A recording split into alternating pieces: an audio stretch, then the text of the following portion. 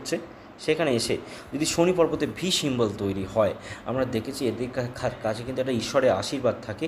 কোথাও না কোথাও এরা কিন্তু বাক সিদ্ধ, মানে এরা যে কথা বলে মুখ দিয়ে সেটা কিন্তু ফলে যাওয়ার সম্ভাবনা অনেক বেশি থাকে।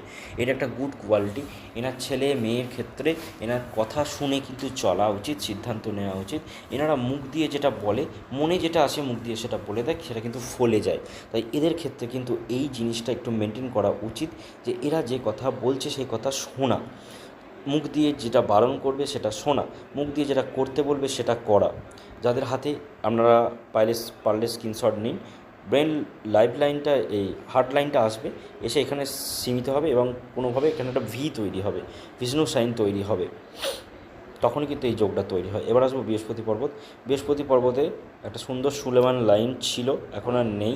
আপনারা দেখলে বুঝতে পারবেন, এখান থেকে এখান পর্যন্ত এখন আছে, মধ্যিখানটা গ্যাপ।